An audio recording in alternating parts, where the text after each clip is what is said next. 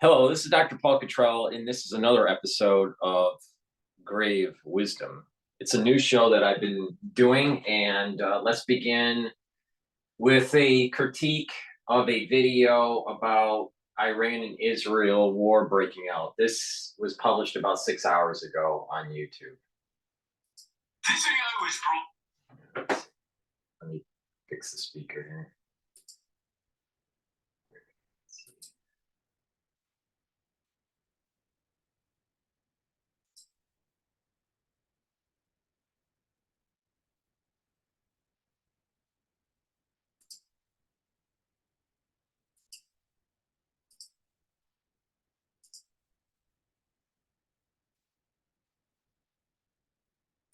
Carrying out an airstrike against a consular building inside the Iranian embassy compound in Damascus, Syria.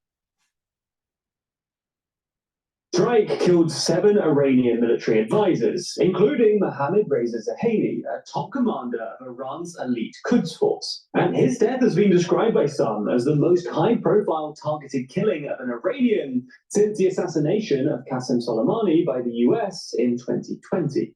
The attack has also been seen as a serious escalation in the wider Iran-Israel struggle, and Iran has vowed to retaliate. So in this video, we're going to explain what happened, why Israel carried out the strike, and how Iran might respond. Before we start, if you haven't already, please consider subscribing and ringing the bell to stay in the loop and be notified when we release new videos. So, before we get... Please go to my store, the-studio-reykjavik.com, and get the health supplements that will improve your immune system and slow down the aging process. In addition, please subscribe to all 6 channels that I have. I have 3 YouTube channels, Brighteon, Bitchute, and Rumble. Also follow me on X and GETTR and on Facebook. All the links are in the description of this video. Recent events. Let's start with a bit of history. It's hard to imagine today, but Iran and Israel actually used to be pretty good mates. Until the Islamic Revolution in 1979, Iran and Israel were sort of strategic allies with a set of shared geopolitical interests. In the 60s, they were both worried about the Soviet Union's growing influence in the Middle East and the emergence of an Arab nationalism fronted by Egypt's President Abdel Nasser. And good relations with Iran were especially important for Israel because Iran was Israel's largest supplier of oil at the time. But while official relations were suspended after the 1979 Islamic Revolution, the Israel-Iran relationship didn't properly die until the 1990s. And that's for 2 reasons. Firstly, there was a continued strategic rationale behind it, especially once Iraq invaded Iran in the early 80s. At the time, Saddam Hussein's Iraq was probably Israel's main regional rival, so Israel secretly supported Iran in an attempt to undermine Iraq. Secondly, the Israelis were always optimistic that the Ayatollah's regime would collapse. As late as 1987, the then defense minister and future prime minister, Yitzhak Rabin, said that Iran is Israel's best friend, and we do not intend to change our position in relation to Tehran, because Khomeini's regime will not last forever. However, once it became clear that the Ayatollahs were here to stay and Iran emerged out of the Iran-Iraq conflict stronger than ever, Iran and Israel quickly became geopolitical nemesis, and that's how things have been ever since. So let's return back to the... Hey, I'm Jordan. I helped this guy get into Yale last year. He had pretty bad grades and a bad SAT score, at least by Yale. So let's return back to the current day. Israel's authorities generally tend not to publicly discuss Israel's actions in Syria.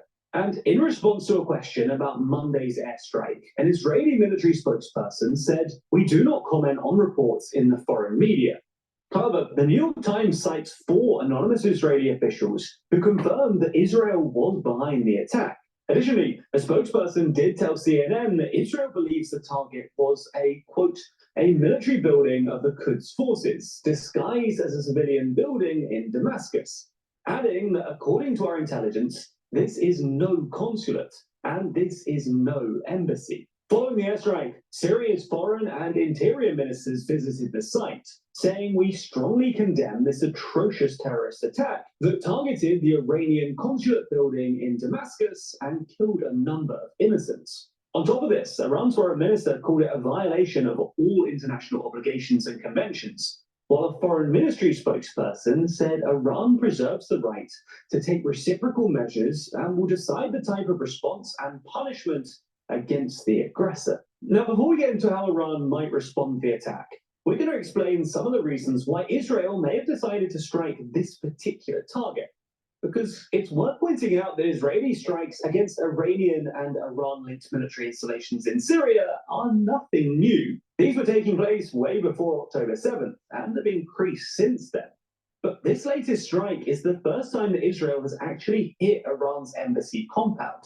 Now, the first and most obvious reason for Israel carrying out this strike is that they wanted to eliminate the military commanders in order to do damage to the operational ability of Iran, Israel's main adversary and its regional allies. In fact, since October 7th, Israel has carried out a number of high-profile targeted killings outside of Israel and the Palestinian territories. But beyond this reason, the airstrike could also be seen as an attempt by Israel to test the resolve of Iran and its allies. So far, Iran has not directly intervened in the wider conflict, and exchanges between Israel and Iranian allies have remained relatively contained to tit-for-tat exchanges. By watching Iran's response to this latest strike, though, Israel can better gauge the extent to which Iran is willing or unwilling to involve itself. But as a more cynical explanation, it could also be seen as an attempt to uphold the Israel versus Iran nature of the conflict in order to keep the United States from rolling back its support of Israel. Perhaps more important, though, the domestic issues at play in Israel. We've talked about this in other videos. But that's a good point that he made that I have not mentioned. Because of the stance that the Biden administration has against Israel, in terms of not allowing Israel to go full war on Gaza, all right? So from the Israelis' point of view, especially the Netanyahu administration, they feel as though their hands are tied. But they're also pushing back on the Biden administration, saying that they're going to they need to execute this war and root out Hamas. And they're dug in to the civilian population, and there's going to be collateral damage. And they'll try to prevent it, but it's going to be bad, right? And urban war is the worst kind of war that you want to go through, other than nuclear war or biological war, or chemical, So there's but way up there in terms of conventional warfare is this urban warfare. It's very difficult. So to get back to his point, well, create stir within the northern conflict into the northern front with Hezbollah and keep the United States on their tippy toes to funding and supporting Netanyahu. Now, like I said before, this war should have always been dealing with Hamas, Hezbollah, and Iran. And they're all coming from the same soul root, and they all need to be dealt with. So, from that perspective, escalating the war in the northern front, I think, is actually beneficial in the long run for Israel, because it's not kicking the can down the road. It's dealing with the problem. The United States is afraid. And if we have such a powerful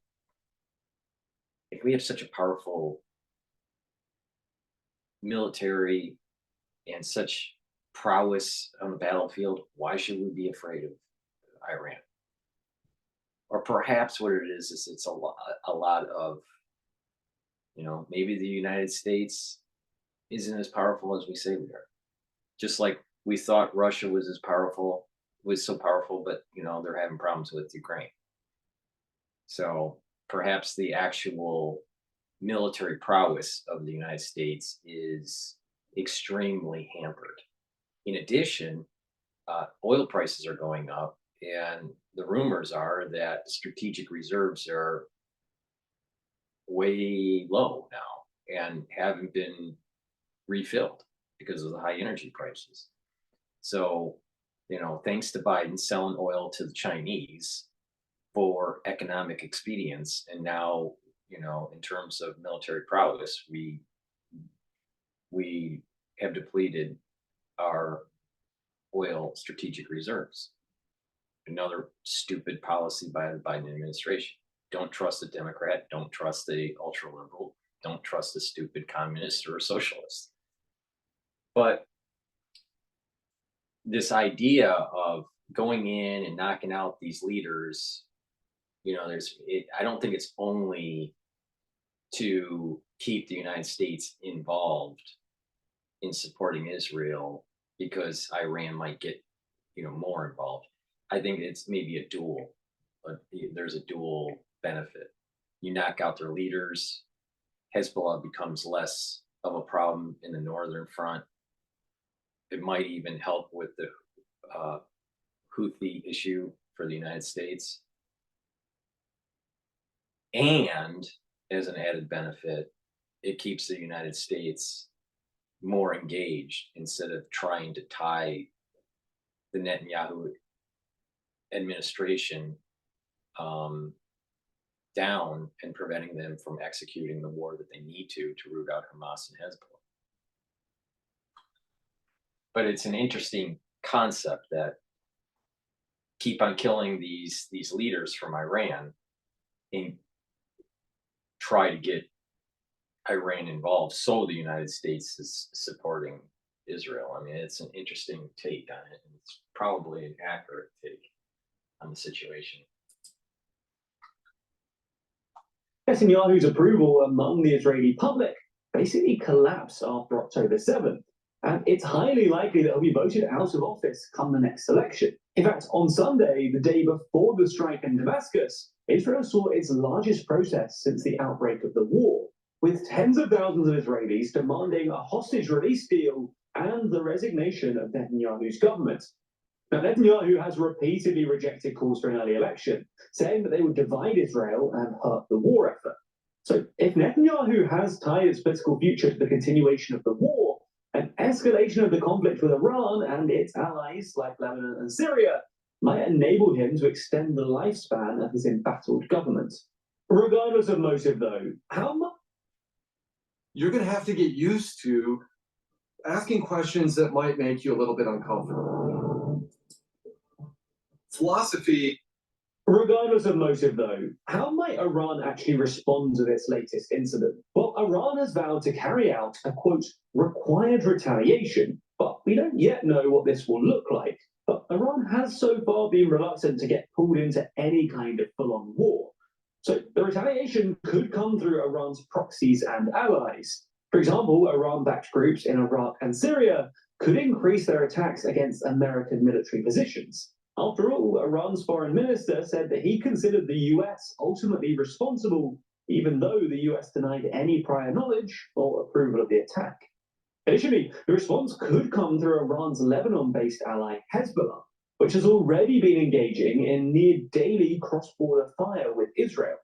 On top of this, Iran could target Israel through other means such as cyber attacks or pursue a diplomatic offensive. For example, it's already called for an urgent UN Security Council meeting on the subject. One potentially...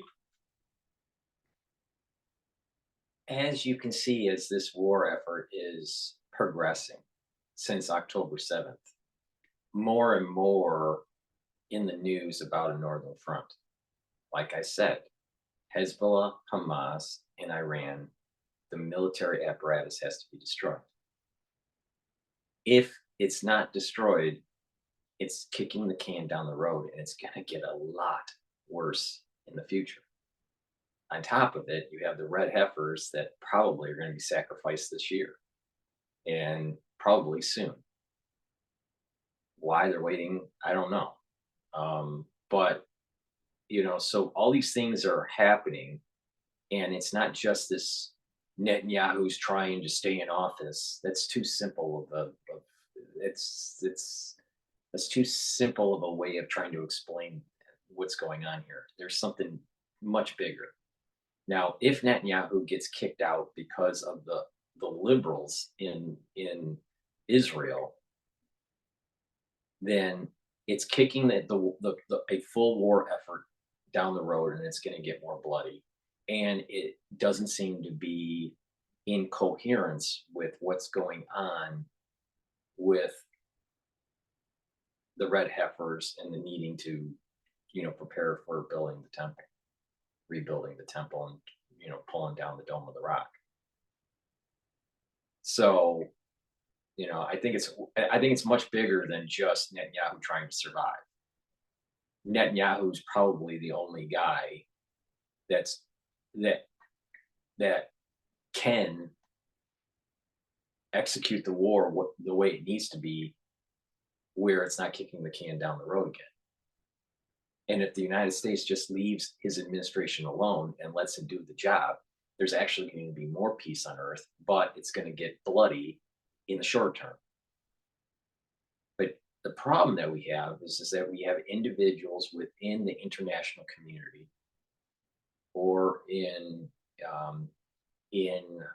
places of power at the UN level or at different countrywide levels, like China and the United States, right? And then you have the UN Council trying to create a peaceful end to this. But all of these previous episodes of violence between Israel and, we'll just say the soul of Jacob and the soul of Esau, all of these things in contemporary time have nothing but made it worse for further escalation. More death, more destruction, it's more costly. It's more costly, with the combatants, the military combatants on both sides, but also more costly because of the collateral damage and the infrastructure damage and the disruption of stability in the region. So Netanyahu needs to stay in power, independent if you like him or not, to be able to put an end to Hamas, Hezbollah, and Iran. Now, if you think that Hamas, Hezbollah, and Iran's military apparatus needs to stay constituted, up and running, then you're ushering in the beginnings of a caliphate. And that's not going to be, their mindset is not congruent with Western philosophy, Western ideals, Western thought, Western democracy. Even though Netanyahu has, some negative things in his past, he's probably the only one to actually execute the war the way it needs to be executed. So we're going to get a blessing or a curse depending on how this thing is going to be executed. Now, it's looking like the liberals at this moment in time have the upper hand in Israel. And Netanyahu is, fighting a two-front war, right? With the liberals in Israel and with, the crazy Esau, soul of Esau, on the battlefield. So, Israel's in a precarious situation right now. But something could happen. What's amazing, if you step back and you look at the full arc of, let's say, Netanyahu, or the full arc of Trump, there are these moments in time where you think that they're going to be gone, or that there's no way they could politically survive a certain attack or whatever.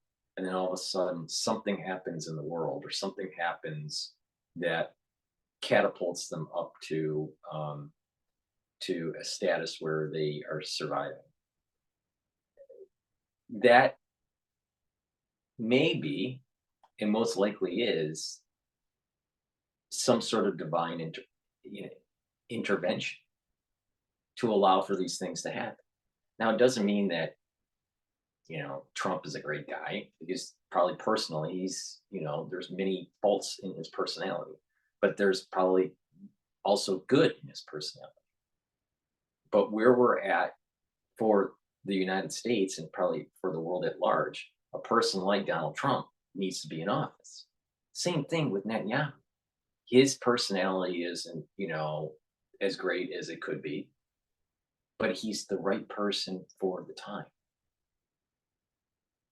And just because people are protesting in Israel about trying to get rid of Netanyahu, and the Biden administration doesn't want Netanyahu because it's hurting their chances at the ballot box in November.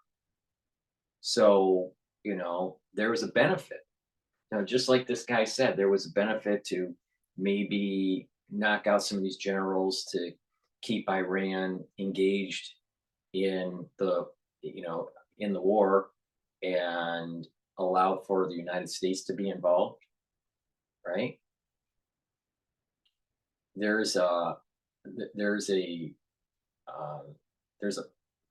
I lost my train of thought.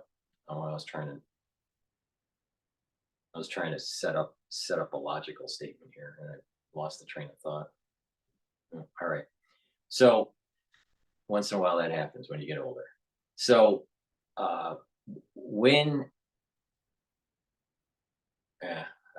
unfortunately I lost it. So the bottom line here is that you have Netanyahu and you have Trump that are in a period of time where they may need to be presidents or prime ministers. And they're the right person for the time. Would George Washington be the right person for our time? Probably not. He was the right person for his time. All right. So, having, the liberals in Israel trying to push out Netanyahu, it's probably going to hurt them in the long run. Because I don't think that the liberals in Israel are willing to fight Hamas, Hezbollah, and Iran all at once. And it's just kicking the can down the road. And there is this issue with the red heifers that, that if they get sacrificed, the countdown starts. So, so I mean, it's a complex situation that's happening. It's not as simple as what the international community wants. It's not as simple as what the liberals in Israel want. There's an added component that there's this arc of 2,000 years that has been evolving, ebbing and flowing, and moving towards. So just because the leaders have problems with their personalities, or you may not like them for whatever reason, it doesn't mean that they're not the right person for the time.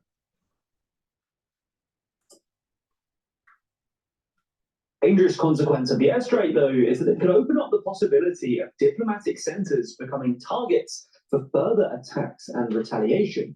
It's worth saying that Israel's contention that the embassy was being used as a military outpost and was therefore a legitimate target isn't really relevant in this context, because it's definitely being treated by Iran as an escalation. And even if the embassy was being misused, diplomatic premises are meant to enjoy diplomatic immunity.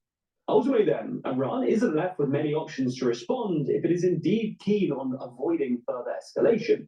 But failing to respond will also damage the credibility of Iran's military deterrence and risks encouraging Israel to take further action against it, meaning Iran is left in a pretty tricky situation.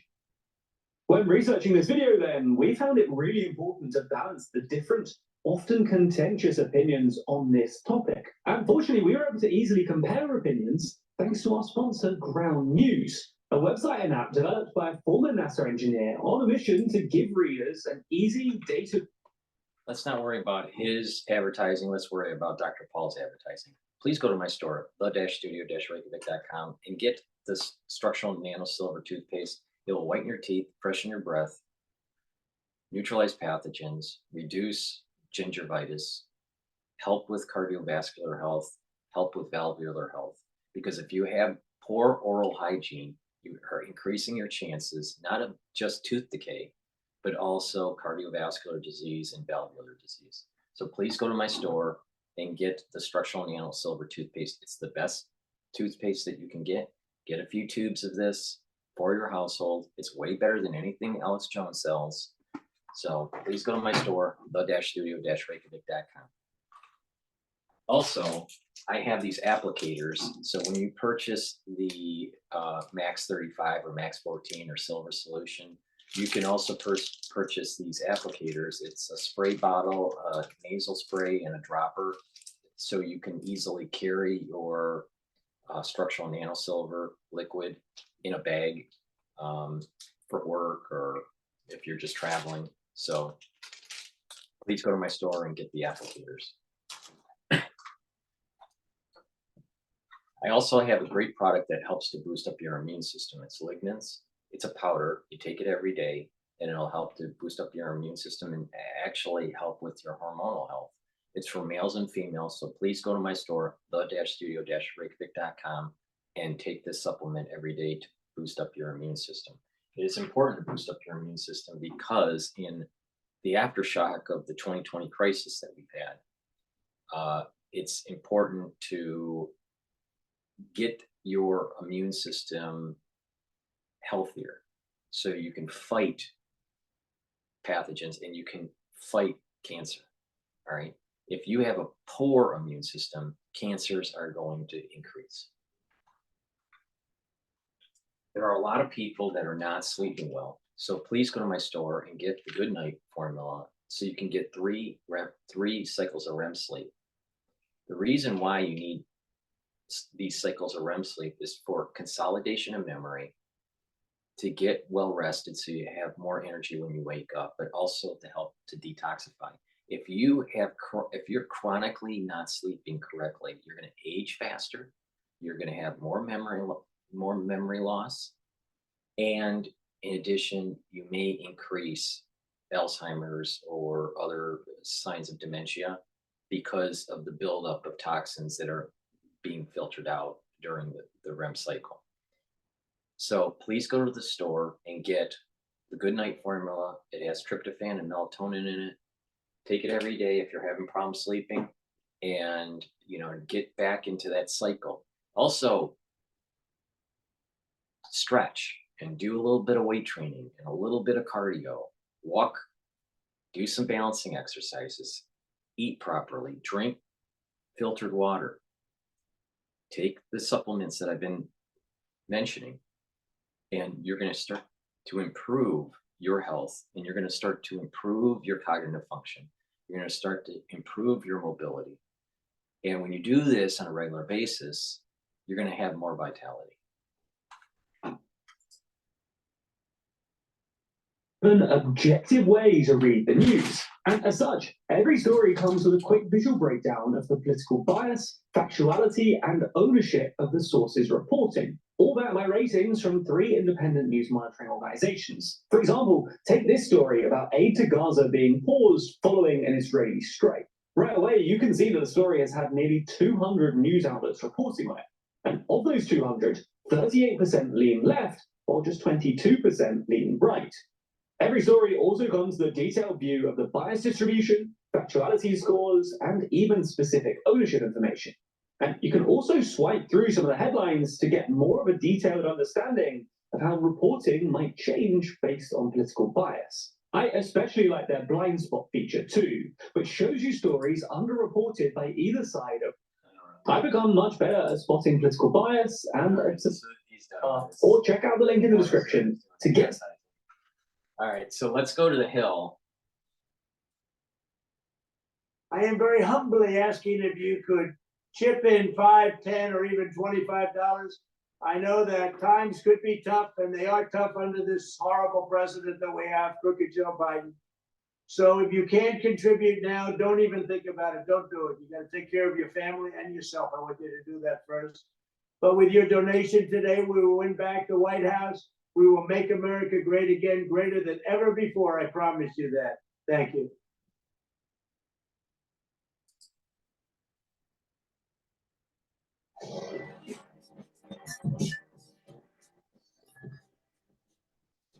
UN Security Council will hold an emergency meeting today to discuss Israeli military action carried out yesterday in Damascus against Iranian intelligence officials who were, according to the New York Times, meeting with top Hamas officials as well as members of Islamic Jihad. At least 7 Iranian military officials were killed, with several reportedly being top officers. That's after an Israeli airstrike hit a building next to Iran's embassy. This puts the entire region on edge and escalates the proxy war between Iran and Israel that has been going on for years. This move brings the hostilities out into the open. Iran supports Hamas in Gaza and Hezbollah in Lebanon, where there have been an uptick in skirmishes.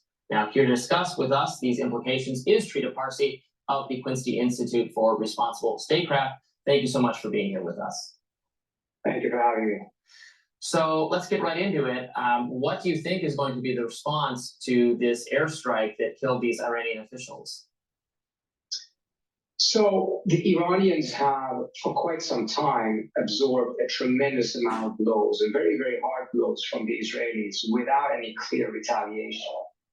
And there is growing pressure internally within the regime, in which there is a faction that strongly believes that the lack of a response thus far is what has enabled. I think it's really important. I heard this on Bloomberg yesterday. Iran has problems. So they can't go too far.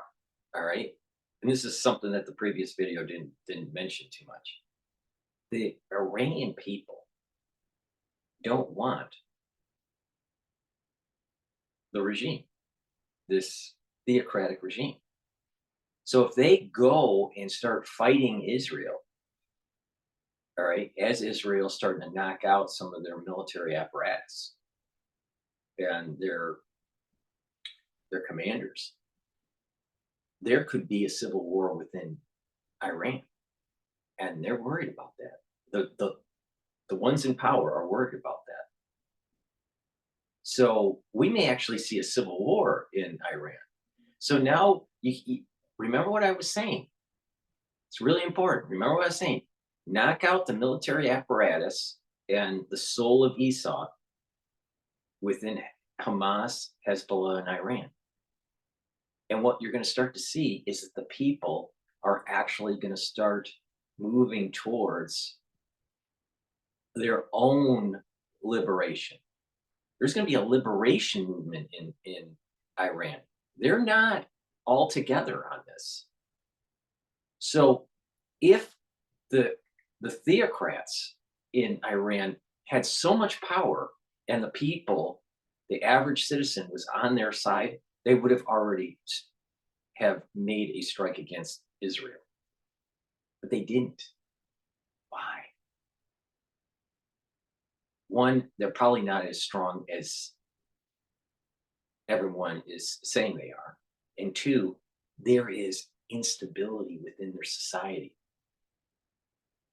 And that should be a leverage point for the United States and for Israel to be able to knock out this, pull out the root of Esau in this whole problem.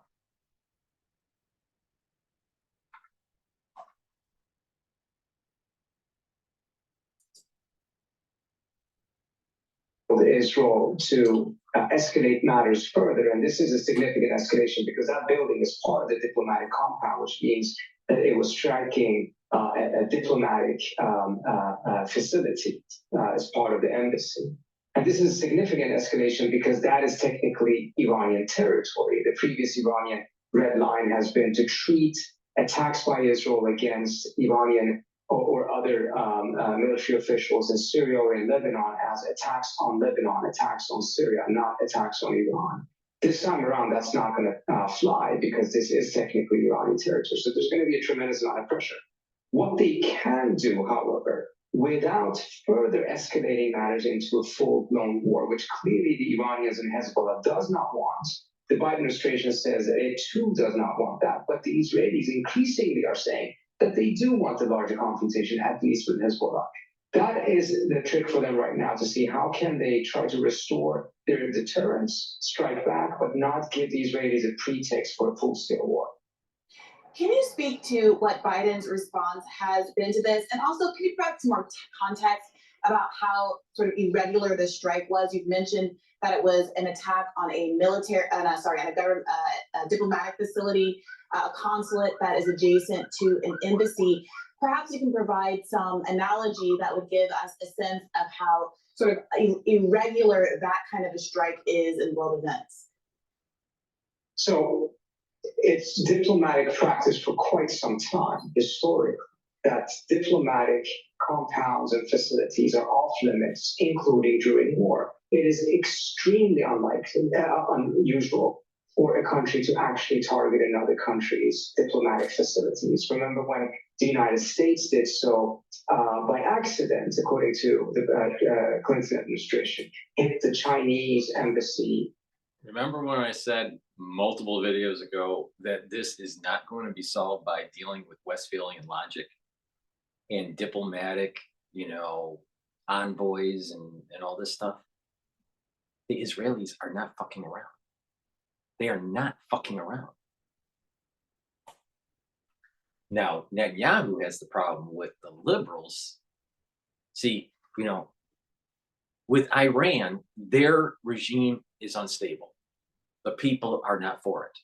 So the way they calculate and how they're going to respond in this crisis in the Middle East, even though they went on to BBC and Al Jazeera and all these, these news outlets in October saying there's going to be this, major retaliation as Israel starts to execute the war in Gaza, which other than some of the drones and the Houthis, not much has happened with some rocket firing from the north, but Iran's been pretty quiet.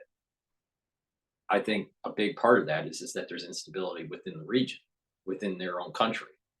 There's also instability within the country of Israel. So the leadership, the theocratic leadership in Iran and the conservative, the theocratic leadership in Iran is, its power is tenuous. So the way they calculate on how to execute this conflict is problematic because of this instability within their country. But the same thing with Israel. It's a little different though. With Netanyahu, there's a large part of Israel, probably more than half, that or maybe it's about half, but that are liberal, that don't want him. All right. So there's this battle between the conservative and the liberal, or the orthodox and the ultra liberal, however you want to divide it out. But I think it's best to try to use it in terms of conservative and liberal. All right. But because of what happened on October 7th, there are many Israelis, that other 50% and part of the, that are conservative and part of that 50% that is liberal, all right, that want to get the job done. So Israel's not fucking around.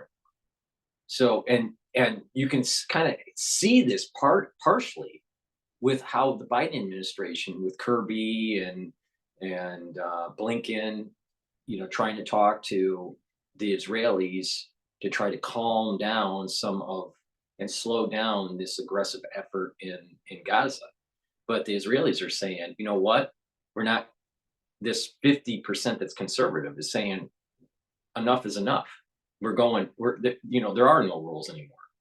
We're getting it done, and there's going to be a lot of collateral damage. And if we see a target that is, let's say, a general that is helping, that's, let's say, Iranian, that's helping Hamas or Hezbollah, we're going to knock them out. It doesn't matter where they are. I think that's the right approach. And I'm be shocked that if the United States didn't do something very similar, if the United States was in similar circumstances. See, they hide within their population. And then you have the generals hiding in embassies. Why is a general hiding in embassies? Do we have generals in our embassies hiding? I thought they're at the Pentagon or at the, some sort of headquarters, by a battlefield or at a base somewhere. Why are they at an embassy? They hide. And so that's how they're protected. They're not dumb. The Iranians aren't dumb. But the Israelis are fed up with it. And so this Westphalian logic, trying to figure it all out and to calm it down, it's not going to happen. It's not going to happen. It's this, I keep on saying this, it's the soul root between Jacob and Esau. And one of the two brothers, one of the two twins has to kill the other at a metaphysical soul root level. And the manifestation that we see with that soul root is of Esau is Hamas, Hezbollah, and Iran, the theocratic part apparatus of Iran. And in Serbia. The other example, of course, ironically, is when the Iranian students took the American embassy in 1979 and held 52 American diplomats hostage for 444 days. So it was something that obviously profoundly angered the United States. It is something that isolated Iran because it was such a violation of such a clear and important norm. And think about this for a second. Think about this for a second. Why did the United States, why were they so passive when that happened? Well, obviously we had such an interest with the oil and we didn't want to, cause oil issues and all this. And we had the oil embargo and all this crap. So, but the United States, when Iran held hostages, the United States was passive. All right. But when something similar happens to Israel, they have a tendency to just like, okay, you want to go down this road? There are no rules. We're going to kill you. All right. So perfect example is the movie Munich by Spielberg, dealing with the 1972 killing of Israeli Olympic members, and how Mossad went out and hunted them down. All right.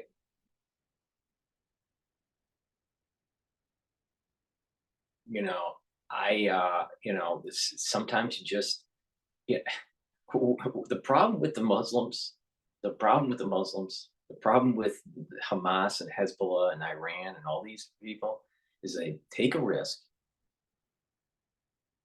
they lose at the poker table, and then they want the international community to feel bad for them so they can get back to where they were, or maybe even more,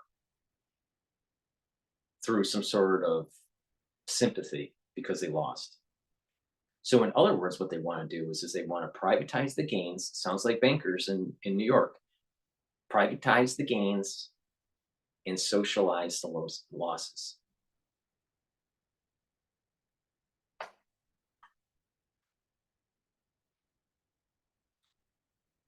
I think the Israelis are doing the right thing. And unfortunately, Americans didn't. See from the Israelis in the last 6 months, in my estimation, is a systematic and deliberate effort to actually destroy a lot of these norms, or at a minimum, hollow them out so much so that the Israelis can position themselves above those norms and be untouchable, essentially, a new normal in which it will not be held to those same norms. Because we have seen a systematic effort to undermine these norms. Everything from using forced starvation as a weapon of war, which is a war crime, to the attacks against hospitals, which of course in the beginning they denied, and now they're bragging about. They have bombed every single hospital in Gaza. They have even gone inside of hospitals to assassinate patients there. To the torturing of UN staff. I mean, these are unheard things. That has never really happened before. And I think it's of such a scale and so systematic that it's difficult to presume that it's just part of their war efforts and not part of a larger objective. And that objective, I think, would be to actually start destroying some of these norms that guide the laws of war. Is there a risk of this? I mean, Jesus, is this becoming World War III or something? I mean, the U.S. has to be concerned for its own security, for the blowback we could face given our. Bobby, listen up. It's a 2,000-year arc where Jacob is fighting Esau. This is not your normal conflict. Wake up.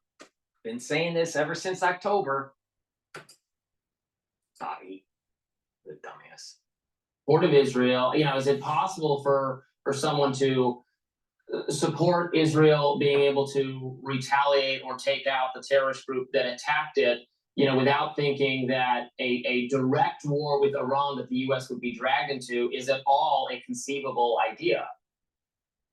Look, we're way past the moment in which the Israelis are retaliating for what happened on October 7th. And it's, essentially self-defense. We're way past that point because we're talking about more than 32,000 people killed, a very large amount of them being children, the majority being children and women, and then all of these different other attacks. Is Hamas all killed? No. Why are they embedding in the population? All right. Because they know that's the only shield they have left. Kill them. Kill Hamas. In Lebanon, in Syria, and of course, what we have seen in the treatment of aid workers, etc. You saw the aid workers that got killed yesterday. So we're past that point. There's obviously a desire in many quarters to be able to defend Israel's right to defend itself. But that was a long time ago. This is no longer a defensive war by any stretch of the imagination. It's not defense anymore. You're right. It's not defense anymore. It's moving the boundaries to biblical times. Enough is enough. Israel is not fucking around anymore. The problem that they have is that they have a liberal part of the society that's trying to bring down Netanyahu.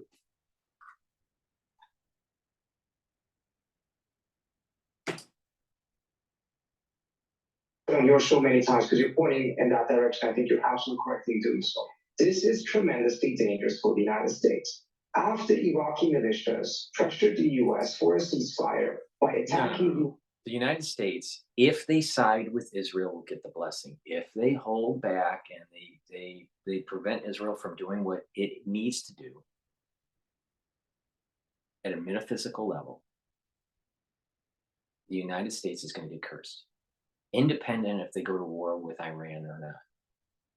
The United States, it's very clear, the United States soul root is mostly aligned with Jacob. So the blessing, the power of that blessing is going to be will be stronger. But if they don't want that connection, that transmission, if the United States doesn't back Israel, the United States will get cursed in this. Fuck it. Just take them out. Take them out now. Facilities and bases. So did Syrian militias. So did the Houthis. The Biden administration chose not to push for a ceasefire, but instead escalated and started targeting a lot of those different militias, killing quite a few of them. They also put pressure on the Iranians. The Iranians put pressure on the Iraqi militias because the Iranians don't want a larger war. For 6 weeks, there's not been a single attack by the Iraqi militias against the United States. The Houthis are continuing to do what they do because they are by no means as close to Iran as the U.S. narrative about them has portrayed in that sense. But now we're risking a situation in which, going back to your earlier question, what will the Iranians do? that the Iraqi militias may start attacking US troops. Again, as a result of what the Israelis have done. The Iranians sent a message to the US through the Swiss immediately after that attack. I suspect what they're signaling is that they're holding the US responsible for what Israel does just as much as the US holds Iran responsible for what the Iraqi militias do. And by that, essentially, are signaling that they may be breaking the truce that has existed now for 6 weeks between the Iraqi militias, Iraq, and the US. If that happens, then yes, we will get much closer towards a larger war. The Biden administration's response will likely be to escalate matters further. And it will also show that the Israelis, by attacking the Iranian consulate in Damascus, put a target on the backs of American soldiers at the beginning. Dr. Parsi, I don't want the killing of the 7 aid workers to just. So don't let something that's supposed to happen because we're worried about soldiers on the American side. See what I mean? Americans need to take risks. Americans need to back this larger arc, hundreds of years, couple thousand-year arc between Jacob and Esau.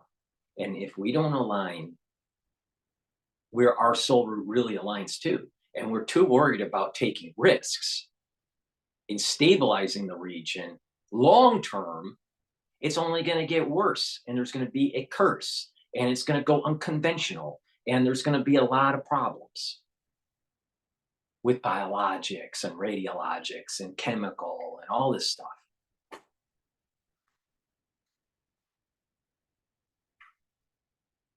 Not all wars are like this. This is different. This is different. And Iran's theocracy needs to be toppled. As a food note, these were workers with the World Central Kitchen. The World Kitchen was operating to bring direly needed food into the war zone. Founder Chef Jose Andres, who has operated in Ukraine, Haiti, and myriad other conflict areas, says that the killing was targeted. Can you just explain to us what happened and why there does seem to be some pretty clear evidence that this was a targeted strike?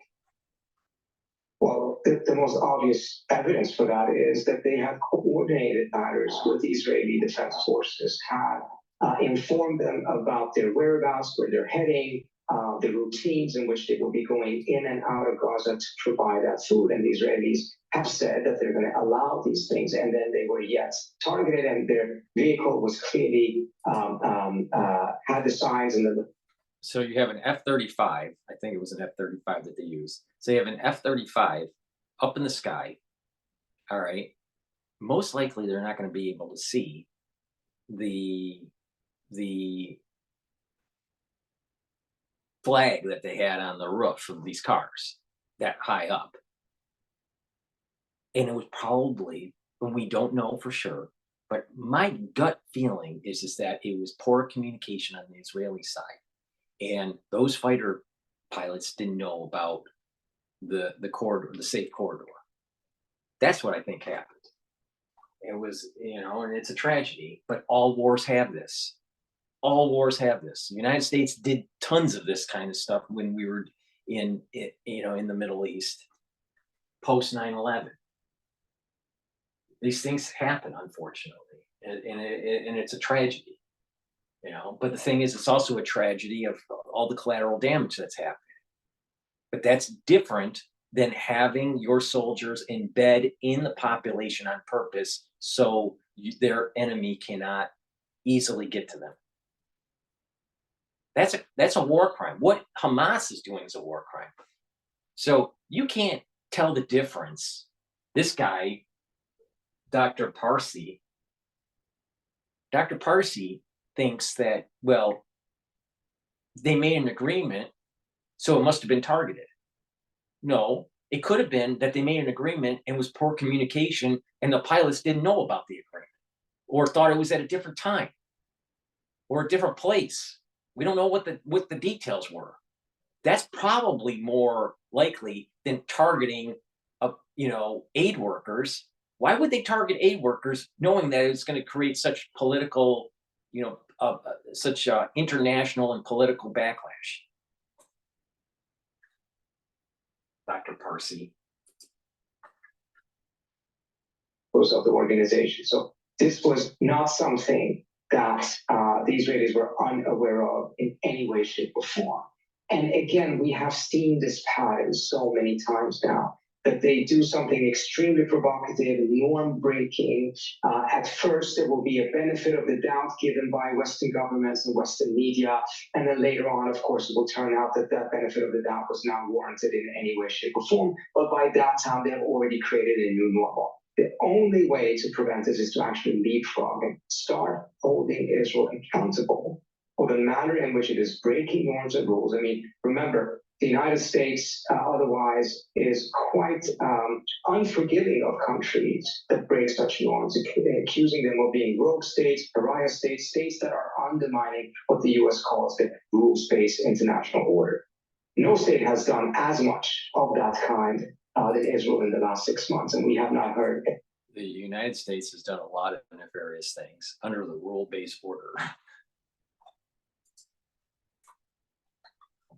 Deep from the administration about that. If there are no consequences, no accountability for this type of norm-breaking war crimes, then we should also have very low expectations that the Israelis will change course. Yeah, it's worth noting that it's being reported that there were 3 cars associated with this food aid effort, that after the first one was struck, survivors went to a second car. That car was then struck, survivors went to a third car, again underscoring how targeted Israel is able to be in these sorts of attacks, and I think raising some questions about what.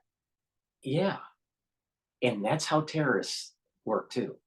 So from the fighter pilot point of view, they didn't, assuming they didn't know about the agreement, these people that were trying to save their life going from one car to another car is exactly how terrorists and how people that are part of the military apparatus would react in a situation like that on the ground. So you can't, from up in the air, you wouldn't know. Now the better question is why was there poor communication, assuming that's what it was? I think that's more probable, probably like 75% or 80% probable, that it was poor communication, and that these people that were acting the way they were as these cars were being hit, well, they could have been military combatants. From the pilot's point of view, they wouldn't know. They wouldn't know. So you fire first and ask questions later in that kind of environment. Now, again, the better question is why was there poor communication? So probably 75 or 80% chance it was poor communication. There's probably a 20% chance that it was on purpose and they just are fed up. But I doubt that was the case. I think this was just an accident.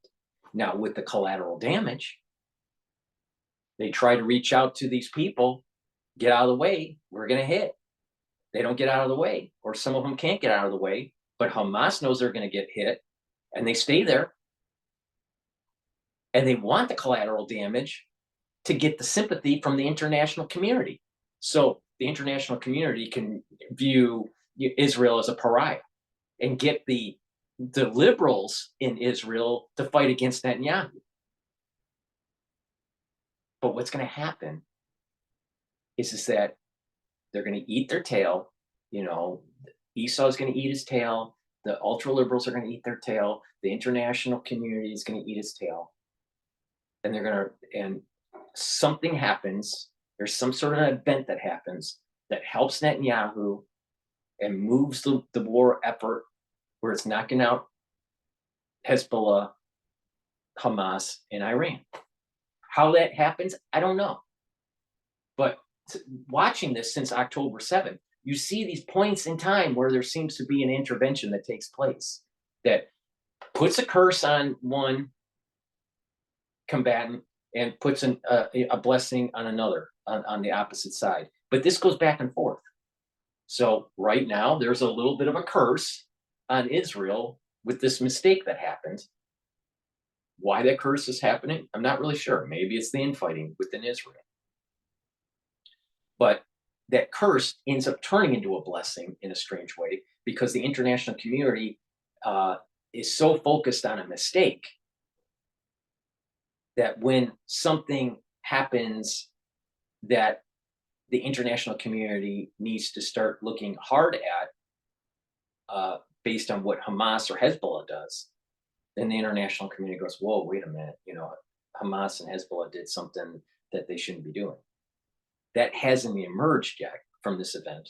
But throughout October 7th, there has been this ebb and flow of curse and blessing between Esau and Jacob, right? And so Israel has been cursed through, certain points during this crisis. This happens to be another one of those curses that may actually turn into a blessing in disguise, even though there was death and destruction. The reality of the situation is this: if we follow what Dr. Parsi is saying, or Parsai is saying, then we're going to kick the can down the road, and there's going to be more death and destruction and more collateral damage in the future. Is that what you want? Because the way this looks from just being cold-hearted capitalist, if you do a net present value of the situation, it's better to do the war now than later. It's going to cost more. It's going to be in not only in dollars, not only in weapon usage, but also in deaths. And when you do an investment, you want to get the project that has the most bang for your buck.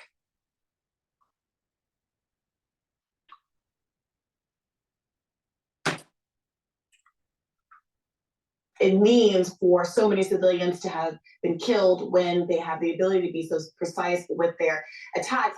Just on the accountability If I point, could just make one please. quick point on that as well, which is to just support what you just said, because it also shows that the Israelis have some very significant and quite impressive intelligence, knowing that the Iranian military officials were meeting in that building, that diplomatic compound in Damascus with those other individuals from Islamic Jihad, etc. It takes a tremendous amount of very precise intelligence to know that.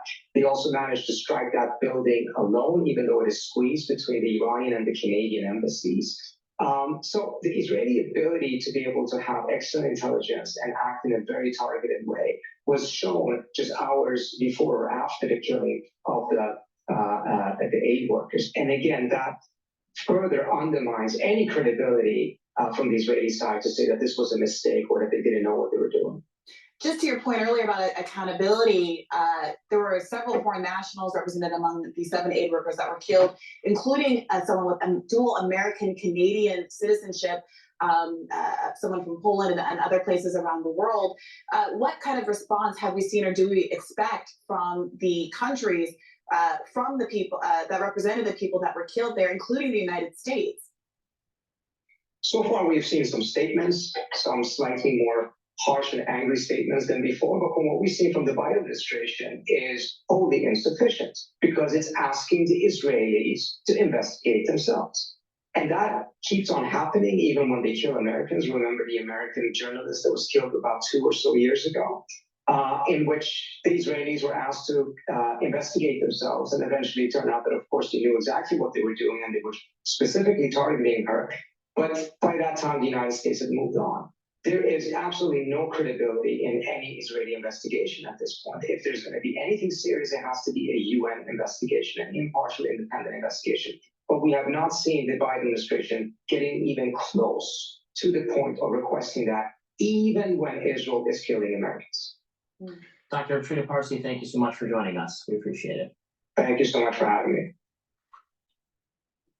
So that's the Hill talking about how Israel should conduct the war. Please go to my store, the-studio-reykjavik.com, because we're going into the spring season and we're going to hear a lot of conversations from Dr. Parsi and people like him that may irritate your throat. while you're screaming at your TV. So the best way to soothe a sore throat is to take the structural nanosilver lozenges and drops. I have Manuka honey lozenges in a 21 count. I have blueberry and honey and lemon drops in a 100 count. And I also have, which is a very popular item, elderberry zinc 21 count lozenges. So please go to the store and get the structural nanosilver lozenges and drops. It'll soothe your throat, it'll neutralize pathogens, and it will help to kind of mitigate the spring season where you're getting the pollen and these antigens as you're outside. So please take my advice. This is a great way to boost up your immune system and try to fight that spring season if you have allergies. So please go to the store and stock up for your family the structural nanosilver lozenges and drops.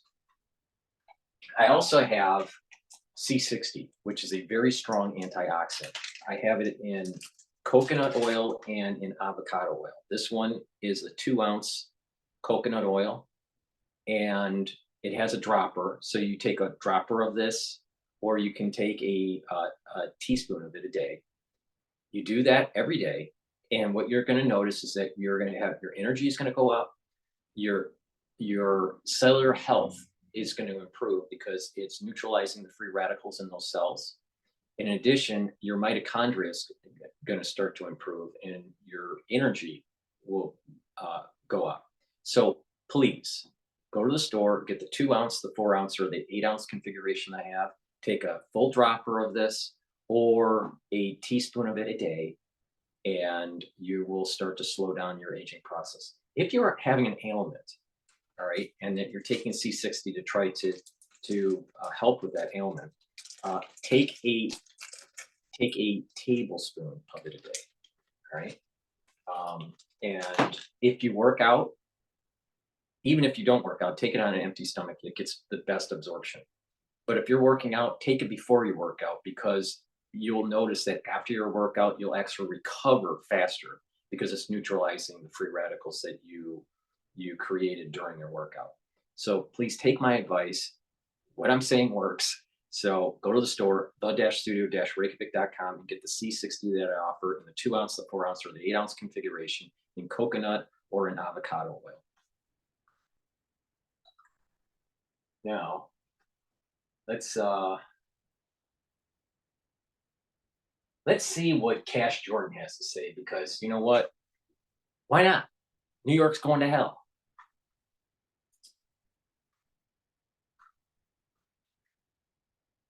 It took 138 iterations to refine the Tiguan chassis, but it also took 189 pizzas and 52 all-nighters. The meticulously refined Tiguan. Get 0% APR financing or a $2,000 customer bonus on new 2024 Tiguan during the Volkswagen 75th anniversary sales event.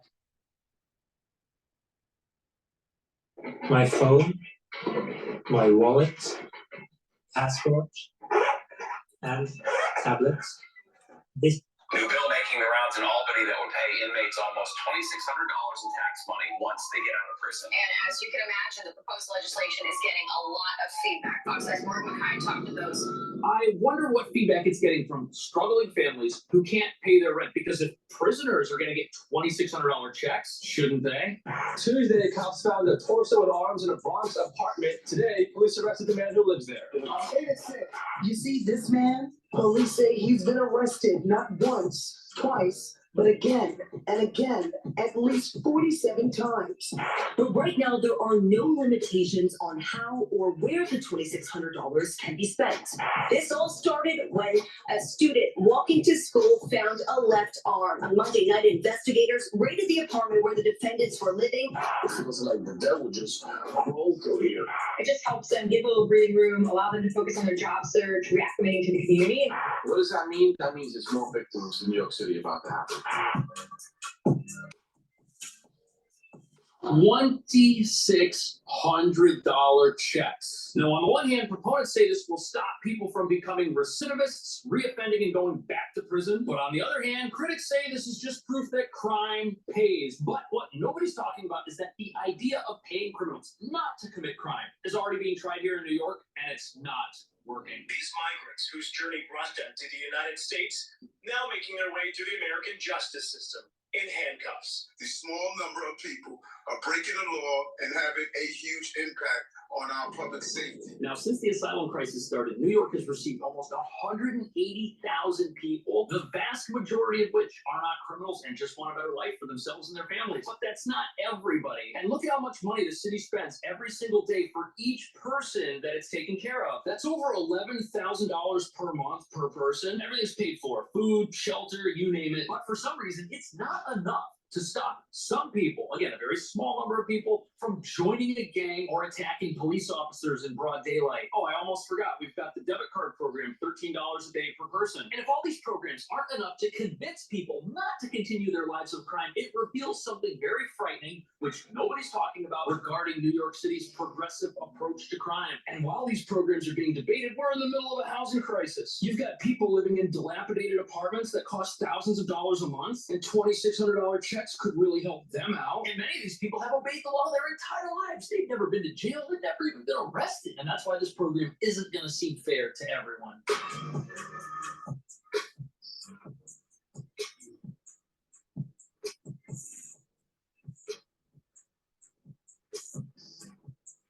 This here is called the Tombs. It's a local jail, and they're doing some sort of renovation. If only the city were using these 4 excavators to build affordable housing. And by renovation project, I mean total teardown. They're getting rid of this facility. But what better place to talk about the fairness of a program that's going to pay people for being incarcerated? Because in order to understand why some lawmakers think it's a good idea to pay prisoners $2,600 checks, we've got to put ourselves in the shoes of those people to think about what they go through once they're released from a detention facility. And we've also got to remember that there are some people who have been very successful after prison, totally reforming and transforming their lives. And unfortunately, as we'll soon see, people who went to prison, came out, were very successful, and then what's happening in New York, and probably also happened in Chicago and parts of California, is this idea of, well, there's structural racism, therefore we have to pay for their structural racism, even if they've broken the law and are destitute or can't afford their mortgage or whatever. We have to create programs and give them more money and get them on their feet, and everything will be okay. You know, the problem here is that it's rewarding bad behavior, which will only beget bad behavior.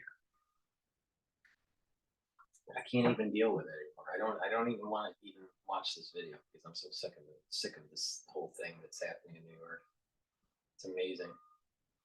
I'm gonna do another video on the Havana syndrome and my observations with what's going on with long COVID. I'm not saying that long COVID is Havana syndrome, but there are similarities. And I think that there is an activation of the nervous system through EMF that could at times exacerbate the long COVID. So please, see that video. Please go to my store, the-studio-reykjavik.com, and get the structural nano silver soaps that I have. I have peppermint, I have oatmeal and lavender, and 2 other versions on my store. So please go to the store, the-studio-reykjavik.com, and get the structural nano silver soaps. Very high quality to neutralize pathogens. Get a couple bars for your home. I've partnered up with Rainbow Herbals, and we've created these deodorant bars for males and females. This one is peppermint, lavender, and tea tree, and the other one is citrus. Now, I prefer the citrus, but more people actually purchase the peppermint, lavender, tea tree. But please go to the store, get a couple bars for your household. These bars are very high quality. They're made from essential oils from the Himalayas, all natural. There's no aluminum in it. There's no baking soda in it. And what you'll notice is that because of the high quality essential oils, there's a detoxing effect that's also taking place. So it's dual purpose. It helps to detoxify your body and you use it as a deodorant. So please go to the store and get the deodorant. This will be the end of this video, but please watch for the next video about the Havana syndrome and my observations on what's going on with it. There was a really good 16 minutes video that came out. And I'm also watching a PBS show that is going over eugenics, which is totally different than the Havana syndrome. But maybe I'll do also a critique of that. But please go to my store, the-studio-reykjavik.com. Make sure you subscribe to all of my videos. And if you can, please donate to help support my work. You can donate on my website, the-studio-reykjavik.com. You can donate through PayPal, Stripe, or Buy Me a Coffee. The links would be at the bottom of the homepage of my website. You can also click some of the links in this video for Buy Me a Coffee or to be a paid subscriber to Patreon. By doing that, you help support my work, you help support my news coverage, and I can do this kind of content for you and give you my two cents on everything. It is really important for you to share the links to help build this network of people that can see my work. We're going to be going through tumultuous times. And, you know, I've helped you navigate through the financial problems that started in 2020 and how to, you know, how to protect your savings and grow it. But not just that, how to protect your health to the best of our abilities, and give you my unique perspective on how things were emerging. So there's going to be a series of things that will be emerging in the news that you're going to need to get a unique perspective on. So please make sure you subscribe, make sure that you share the links, and ask your social network to follow me. It's going to be important because when the next big thing happens, there's not going to be too many people that have original thought. There's a lot of people that just regurgitate. So thank you for listening and have a nice day.